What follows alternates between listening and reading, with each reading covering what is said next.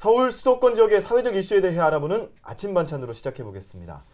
건국대 캠퍼스에서 집단 폐렴 환자 발생 후 방역 당국의 조사가 오늘로 8일째를 맞고 있는데요. 사고 원인은 아직까지 밝혀지지 않고 있습니다. 특히 폐렴 관찰 대상자의 경우 1,600명 이상으로 대폭 늘었습니다. 건국대 집단 폐렴 사태에 대해 두 분 모시고 말씀 나눠보도록 하겠습니다. 네. 박상병 시사평론가, 손수호 변호사, 어서 오세요. 네, 안녕하십니까. 네, 안녕하세요.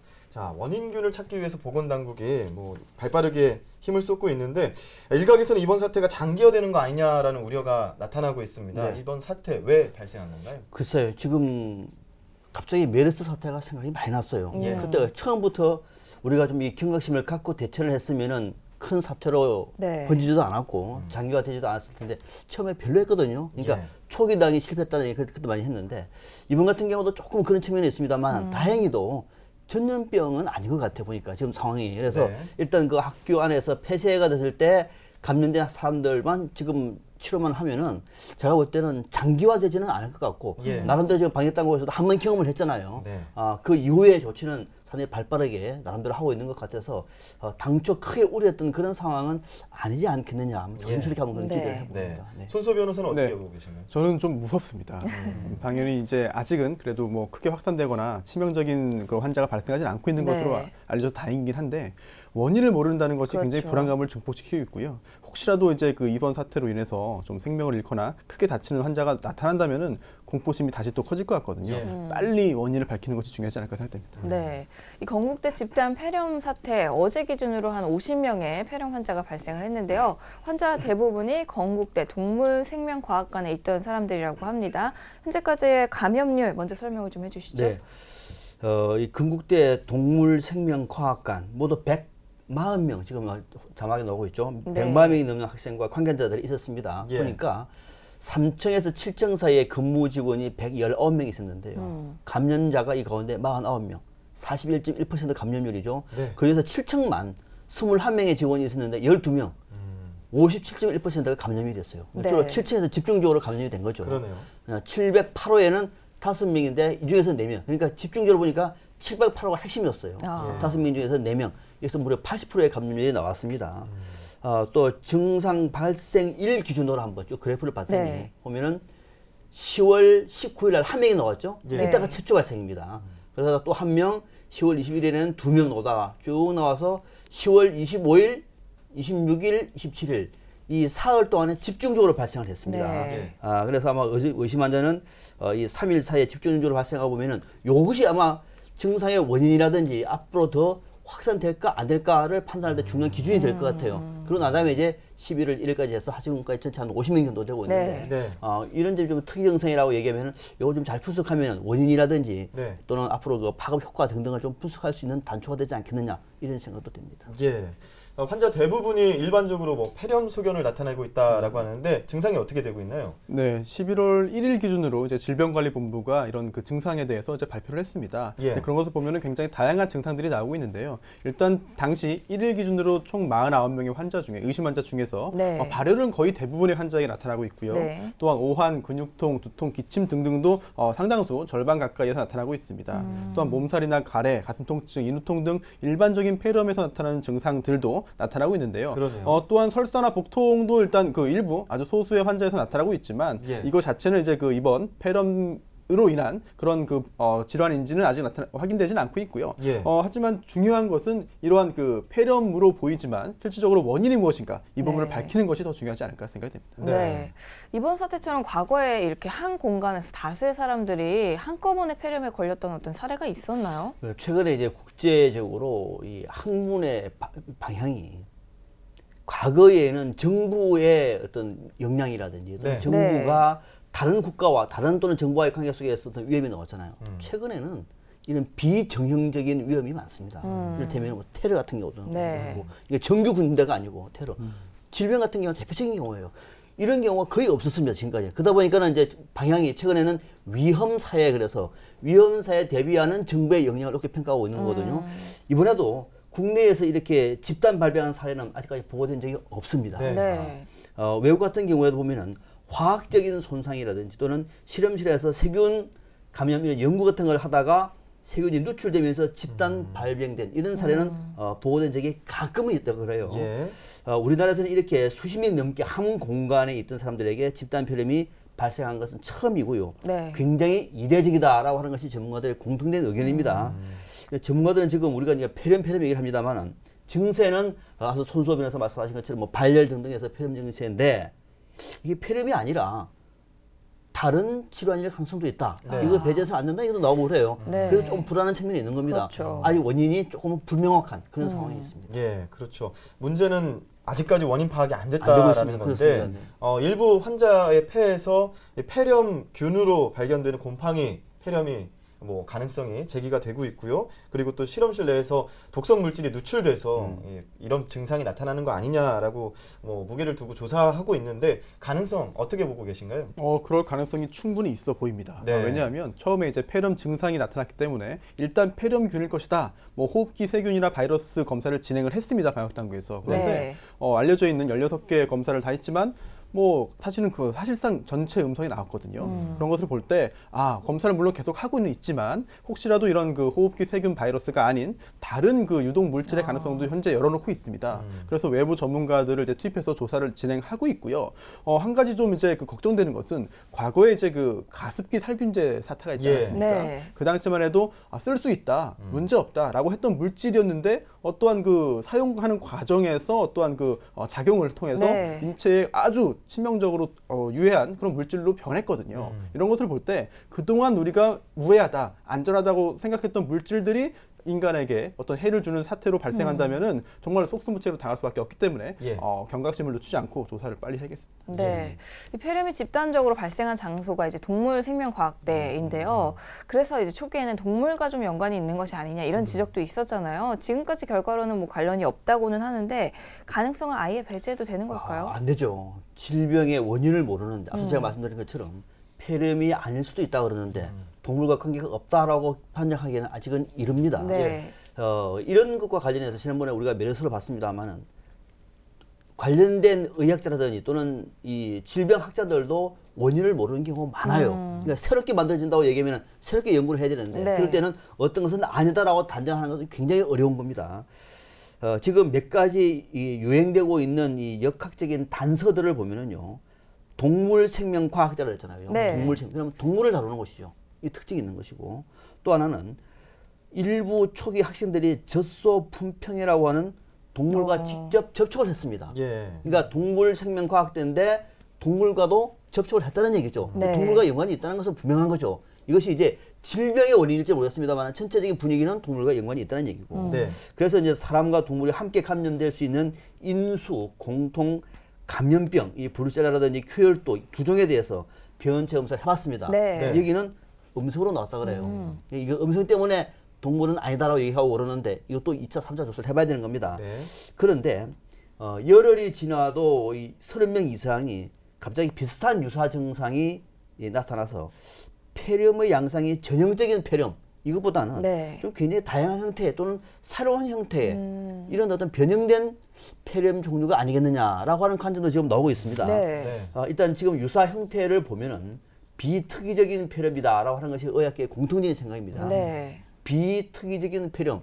그러면 어떻게 비특이냐? 이건지 모른다는 거예요. 그러니까 기존에 나왔던 폐렴의 증세, 폐렴의 감염 경로하고는 다른 네. 아주 어떻게 보면은 기존의 패러다임으로서는 알 수 없는 이런 비특이적인 폐렴 형상이다라고 하는 것이 의학계의 공통된 의견입니다. 예.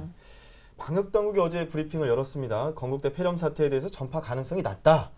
갑자기 메르스 사태 때 그런 생각이 나는데 하지만 메르스 사태를 겪은 국민들이 그러다 보니까 사람 간의 사람의 전파 좀 두려운 대상이 될 수가 있을 것 같아요. 어떻게 보시나요?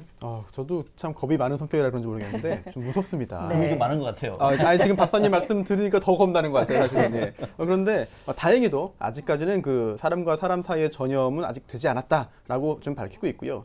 또한 질병이라고 전제한다면은 제일 무서운 것이 결국은 사람과 사람 사이의 전파 또는 전염 아니겠습니까? 네. 그런데 다행히도 아직은 그런 것은 발견되지 않고 있고요. 또한 현재 지금 이 사태로 인해서 폐렴을 앓고 있는 그런 폐렴 증상 보이는 그런 의심 환자들의 그런 그 경과를 보더라도 네. 가능성은 높지 않다라고 밝히고 있기 때문에 제발 그 전망이 맞았으면 좋겠습니다. 그리고 또 더욱 다행인 것은 이제 그 실제로 이 폐렴 증상 자체가 어떠한 치명적인 수준에까지는 아직은 이르지 않은 것으로 네. 보이거든요. 하지만 그렇다고 하더라도 결국은 이게 갑자기 어느 순간 또 질병이라고 전제한다면 갑자기 또 변이를 일으켜서 사람 간의 전파 가능성이 생길 수도 있기 때문에 네. 어쨌든 정말 그 계속 경계심을 늦추지 않고 끝까지 조사를 해가지고 빨리 불안감을 해소시켜 주는 것이 방역 당국의 의무가 아닐까 생각이 듭니다. 네. 예, 그렇습니다. 아직까지 원인이 잘 밝혀지지 않은 가운데 지난 25일에 집단 폐렴이 발생한 이 건물에서 또 500여 명이 대기업 공채 시험을 또 치렀다고 합니다. 이분들한테서는 의심 증상이 아직 나타나지는 않고 있는 거죠? 네, 그렇습니다. 지금까지 모니터링했던 그 결과를 보니까요, 이제 특이한 증상이 발견된 사례는 아직까지는 접수가 되지 않았습니다. 그나마 예. 참 다행이죠. 그래서 크게 걱정할 문제가 아닌 것 같아요. 왜냐하면 이것이 확산이 될 수 있는 전염병이라 얘기하면 벌써 문제가 생겼어야 되는 거죠. 네. 아직까지는 그런 적이 없습니다. 네. 지난달 방금 말씀하신 것처럼 25일 날 바로 건물입니다. 이 건물에서 SK그룹의 채용 시험에 응시했던 네. 527명 아직 특이사항 신고자가 없습니다. 그러니까 전염병은 아직까지는 아니라 봐야 되겠죠. 예. 그래서 이거 만약에 혹시라도 아직까지는 아닙니다만 혹시도 이 잠복 기간이 뭐 한 20일쯤 된다. 그럴 경우에는 이거는 만약에 조금 이상하다 싶으면은 바로 109 콜센터를 통해서 바로 신고하라고 지금 이렇게 관계자들이 네. 예, 주문을 하고 있습니다. 만약에 지금 공채 시험에 응시했던 사람들 중에서 이 방송을 보시고 난 다음에 조금 이상한데라고 하면은 만약에 넘어가 버리면은 이것이 전염병이 되는 거거든요. 네. 그러면 그렇죠. 더 크게 확산될 수가 있으니까 바로 109번으로 신고를 해서 초기에 이 방역에 하는데 좀 도움이 될 수 있게끔 조치를 예. 해달라고 하는 당부도 전문가들이 하고 있습니다. 네. 네. 요즘 뭐 환절기다 보니까 감기 증상 나타나는 사람들 많이 있거든요. 그래서 보건당국이 또 이 종류가 다른 폐렴의 일종인 마이코플라즈마 폐렴 감염주의를 당부를 했는데 이건 또 어떤 병인가요? 네, 참 발음도 어렵죠. 네, 마이코플라즈마 폐렴인데요. 지난 8월부터 무려 10주째 연속으로 270명 가까이 늘어나고 있습니다. 굉장히 좀 확산 속도가 빠른데요. 그러다 보니까 작년 같은 기간에 비교해도 확산 속도가 2배 이상 빠르고요. 네. 또 이번에 처음 유행하는 질병은 아니라고 합니다. 지난 4년 전이죠. 네. 2011년에도 유행했었는데요. 원인은 단체 생활 중에 어떤 감염으로 밝혀져 있습니다. 특히나 이제 그 5살부터 9살 사이의 어린아이의 경우에는 면역력이 약하고 또 어린이집이나 이제 학교 생활을 하다 보면은 전염이 좀 빨리 된다라고 하고 있는데요. 초기 증상 자체는 감기와 굉장히 유사하다고 합니다. 예. 그래서 방치하기 쉬운데 일부 환자의 경우에는 악화돼가지고 폐렴이나 뇌 수막염까지 간다고 하거든요. 이럴 경우에는 굉장히 안 좋은 상태로 빠질 우려가 있겠고요. 네. 또한 아직까지는 백신이 없다고 합니다. 그래서 예방할 수가 없기 때문에 증상이 발병하면은 항생제를 투여함으로써 치료한다라고 하고 있는데 네. 특히나 요즘 같은 시기 있지 않습니까? 이제 밤낮의 기온차가 심한 환절기에는 더욱더 발생을 많이 한다고 알려져 있으니까 조심을 해야겠는데요. 특히 조심하는 방법 중에 뭐 가장 기본적인 질병 예방 방법 중에 네. 하나겠죠. 평소에 위생 관리를 잘하고 손 잘 씻고 네. 또한 기침을 할 때도 가리고 함으로써 전파를 네. 막아야 된다라고 이렇게 당부를 하고 있습니다. 예. 우리가 메르스 사태가 번졌을 때도 손을 깨끗하게 씻고 기침을 이렇게 가리고 하라고 했잖아요. 근데 몇 개월이 지나니까 또 그게 또 금세 잊혀진 것 같은데 항상 주의를 하고 있어야 될 것 같아요. 예. 일각에서는 이번 사태가 좀 장기화되는 것이 아니냐 우려도 나오고 있는데요. 발생 초기부터 지금까지 이 보건당국의 대응 조치 적절했다고 보시는지요? 좀 아쉬운 대목이 많아요. 제일 아쉬웠던 대목은 앞서 제가 그래프를 봤습니다만은 26일, 27일 이때 이제 26, 27일 이때가 제일 발생을 많이 했습니다. 네. 물론 25일까지 포함해서. 근데 이때 집중적으로 발생을 할 때 학교 상고에서 보니까 27일 날 오후 5시에 긴급 회의를 합니다. 긴급 회의를 해서 여기서 이 건물 자체를 폐쇄를 해야 되겠다 결정을 내려요. 그러면 보통 그러니까 26, 27일, 28일 정도 계속 늘어난다고 얘기하면은 사태 심각성을 알았기 때문에 건물을 폐쇄해야 된다고 결정을 하지 않았겠습니까? 네. 근데 바로 이 5시가 회의가 됐는데 끝나면은 1시간 정도 6시 끝나지 않습니까? 바로 학교 건물이 폐쇄가 됐을까요? 안 됐습니다. 긴급하다고 회의를 하고 난 다음에 폐쇄된 거는 다음 날 거의 정오쯤이 됐어요. 그러니까 폐쇄 결정을 내리고 난 다음에도 아무도 몰랐던 겁니다. 이 폐쇄 네. 결정 했는지 안 했는지. 만약에 그나마 지금 이것이 유행병이 아니고 전염병이 아니라고 얘기를 하고 있습니다만 만약에 이것이 아주 악성 전염병일 경우에는 여기서 큰일 나는 거예요. 학교에서 이 건물에 대해서 폐쇄 결정을 내리고 났는데도 폐쇄 결정은 그 다음 날 아침에 또 소독을 다 해버리고 이 소독도 문제거든요. 소독도 원인이 발견되지 않으면은 우리가 사건 현장을 할 때 사건에서 범죄 현장은 보존을 합니다. 원인을 알기 위해서. 이것도 마찬가지거든요.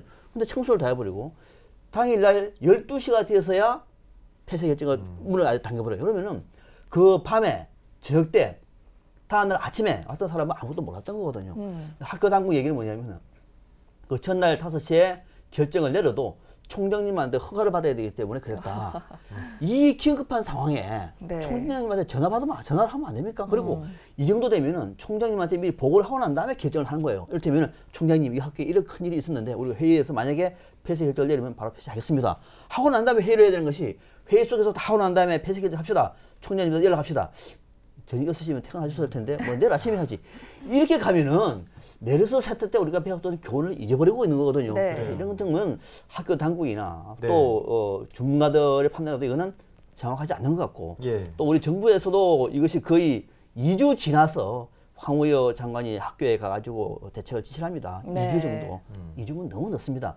지난번 메르스를 우리가 당했기 때문에 최소한 이 정도 2명, 3명 긴급 회의를 했었다면 바로 가가지고 조치를 취했어야 될 텐데 이번에도 조금 우리가 메르스 이후에 깜짝 놀란 마음을 진정시키기에는 방역 당국이나 정부의 대책이 좀 늦었다. 네. 좀 아쉽다는 생각을 많이 합니다. 네. 손수 변호사. 네. 이제 그동안의 대응의 문제점이나 그 앞으로의 나갈 방향은 이제 박사님께서 잘 짚어주신 것 같고요. 저는 간단히 말씀드리자면은 앞으로 해야 될 일도 많은 것 같아요. 그래서 과연 이게 왜 발생했는가, 원인이 뭔가, 앞으로 그렇게 다시 재발하지 않도록 어떻게 해야 되는가를 밝히는 것이 방역 당국의 가장 큰 임무 중에 하나로 생각이 되고 또 하나가 과거의 그 가습기 사태 때도 원인을 밝히는데 굉장히 오랜 시간이 걸렸습니다. 네. 그렇다면 물론 사태의 심각성에 대해서는 그때와 비교했을 때 약간 좀 낮은 측면도 있습니다만 어쨌든 불안하다는 측면에서는 동일하거든요. 불안감을 없애기 위한 조치가 정부 당국에게 반드시 필요하겠습니다. 네. 네.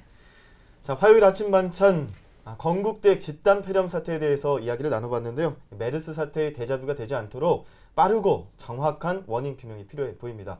박상병 시사평론가와 손수호 변호사 함께했습니다. 오늘 도움 말씀 고맙습니다. 네.